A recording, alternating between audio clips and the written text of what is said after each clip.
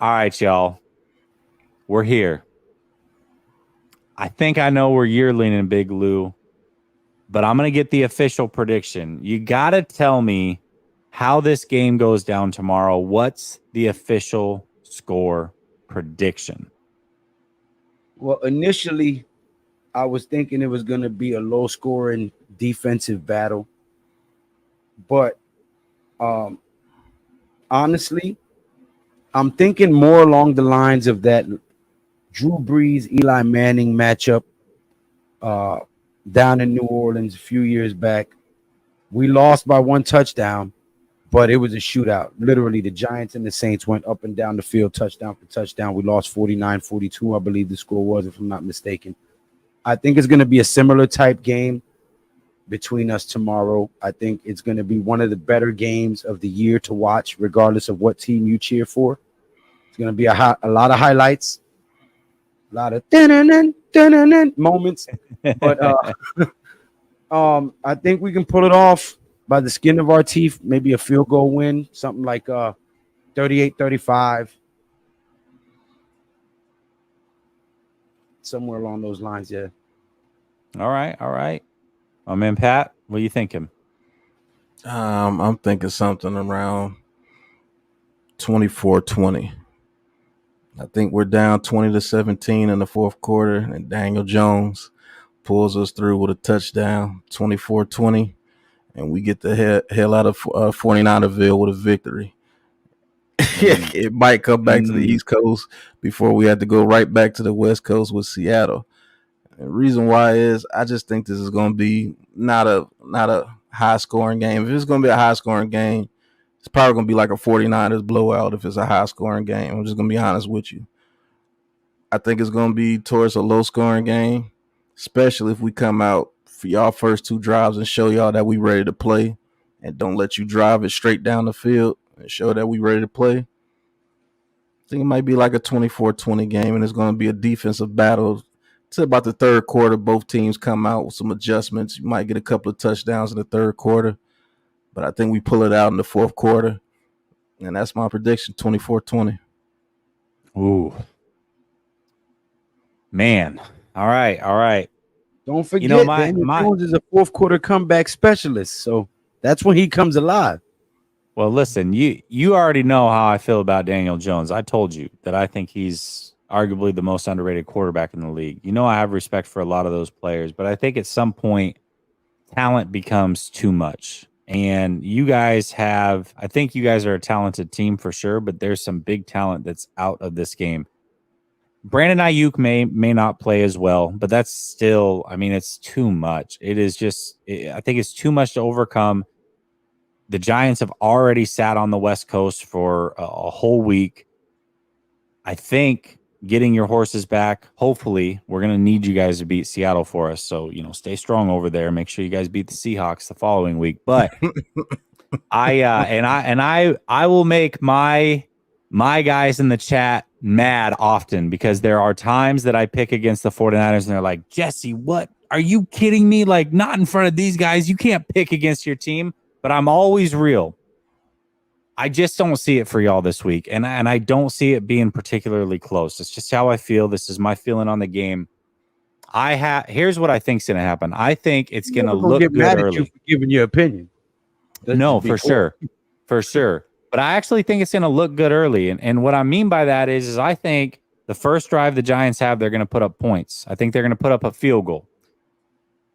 And it's going to be like, all right, we're feeling good about ourselves. Maybe even the 49ers only score 3 their first drive. It starts out real quick, 3-3. You guys score your first drive, you're feeling good. And I think that's where it ends for you. I think that they score another touchdown later. Hold on. I think they score a touchdown later, right? But it's going to be 4, 5, 6 drives in between that happening again. I'm going 31-10 49ers tomorrow night on Thursday. Damn it, man. Well, I tell you, get no respect from anybody. Right. Get no respect. That could happen. I don't think it will. I think that Dallas loss is behind them now. I don't think they're gonna go out there and get spanked like that again. Not this time. If you do beat us, I think it's going to be a close game, but I think we beat you in a close game. If it's a close game, I think we beat you because you're so surprised. And you're like, what? Why the hell are these guys playing with us? And if Brandon Ayuk doesn't play, oh, that's more in our favor than you think. Because Brandon Ayuk is that dude that gets those passes across the middle of the field and turns it into things. Like he keeps you guys going. And if we can focus on, if we can focus on Deebo Samuel, and yes, I know you have Jennings and you have McLeod, who's a return specialist, but if he gets the ball in his hands, he's something dangerous too. George Kittle. We haven't talked at all about George Kittle either tonight. Because you don't have to talk about George Kittle. You know what he is. Oh, you know George is going to put one on him tomorrow. I feel it. We all know what George Kittle is. He's arguably the third best tight end in the league. I think behind Mark Andrews and Kelsey, who's going to go down as the greatest of all time. Yeah, but George Kittle works the middle of the field, or you're hitting him out of the backfield, and he's turning it up and running people over. If Ayuk is not playing, I think we can unleash some blitzes on you. Because Deebo Samuel's not a route runner. He's that dude that's going to catch the ball and just going to run through people. I'm not worried about him routing up Deontay Banks or Trey Hawkins or anybody like that. If Ayuk is gone, let's play. Let's play regardless. But if Ayuk is gone, let's play. Because now I can use Isaiah Simmons and make him meet with the middle of the field when you try to throw it in the middle of the field. But we'll see. You know what? I actually hope that Ayuk doesn't play, just for the fact that he was a little bit banged up this last week. And I feel like it's a game where on a short week, they should rest him and just make sure he's fully healthy for the rest of the season.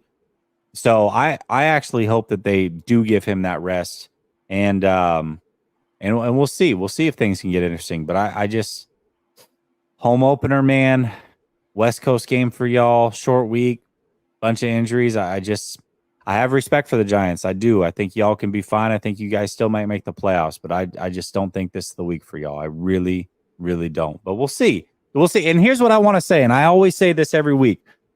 If you are in the Last Second Sports chat, here, let me bring this up and let me put it back down. You are in the Last Second Sports chat, Big Pass Sports Talk, G Nation Inside Sports. Go subscribe to their channels. And even if it means that you just want to run your mouth after the game, if the 49ers win, I'm sure that they will take the extra views. Show them some love. They just gave us over an hour. Make sure you go over to their channel and see what they're rapping about after the game as well.